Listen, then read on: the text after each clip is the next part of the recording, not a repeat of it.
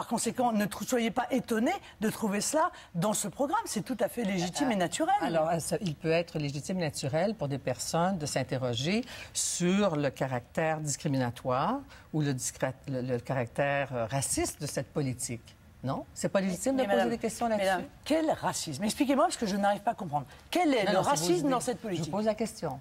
Non, mais je vous ai répondu. Ouais. Mais vous continuez à me parler de racisme. Ouais. Quel racisme y a-t-il dans cette politique? Alors, quel est le racisme? Là, je n'arrive même pas à comprendre. Très bien. Alors, la question de l'immigration est, je vous citais votre nièce Marion, qui citait votre père, en fait, qui disait que c'est grâce à votre père que ce discours-là, dans le fond, donne un grand succès au Front national. Et est-ce que vous croyez que c'est ce filon-là, au fond, qui est le socle de votre politique, qui va vous permettre de continuer d'avancer? Mais non, madame. Dans les années 70, le grand patronat français a fait appel à l'immigration pour peser à la baisse sur les salaires. Il cherchait de la main-d'œuvre à bas coût. Bon. Ils ont organisé donc l'immigration et à l'issue de cette immigration de travail, ils ont mis en œuvre le regroupement familial. Ceci a entraîné la modification de cette immigration de travail en immigration d'installation. Depuis, la France a accueilli des millions d'immigrés sur son territoire. Le malheur, c'est qu'aujourd'hui, nous avons 7 millions de chômeurs, 9 millions de pauvres. Nous n'avons absolument plus les moyens d'accueillir quiconque. Or, le système de protection sociale français fait que lorsque quelqu'un arrive sur le territoire national, il est pris en charge. Il est soigné gratuitement, ses enfants sont éduqués, enfin gratuitement, il y a bien quelqu'un qui paye, évidemment.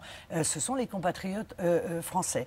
Ils sont logés dans des logements sociaux et par conséquent, il est, moi je crois, de bon sens de dire, on ne peut plus mener cette politique. Elle nous ruine, car nous ne pouvons pas attirer des personnes indéfiniment qui n'ont pas d'emploi, qui n'en trouveront pas, puisque nous sommes victimes d'un chômage de masse. Je ne vois pas, encore une fois, ce qu'il peut y avoir de raciste dans cette proposition. Une forme d'intolérance ou d'exclusion, est-ce que ça ne nourrit pas Qu'est-ce que ça veut dire? Vous avez l'air de débiter comme ça une série de mots sans chercher même à savoir s'ils correspondent à la moindre réalité. Qu'est-ce que ça veut dire? Les immigrants qui sont chez vous et qui ne trouveraient pas d'emploi, qui ne pourraient pas avoir du travail pendant un an, pour toutes sortes de raisons économiques, se verraient peut-être incités à repartir chez eux, à quitter le pays. Mais dites-moi, madame, aux États-Unis, si moi je vais aux États-Unis, il faut d'abord une carte pour avoir l'autorisation de travailler.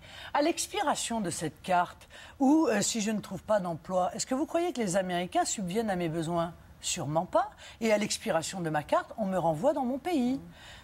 La plupart des pays, très objectivement, mettent en œuvre ce qui apparaît comme une politique rationnelle, une politique sage, une politique de bon sens. Je ne vois pas pourquoi la France ne pourrait pas la mettre en œuvre elle aussi.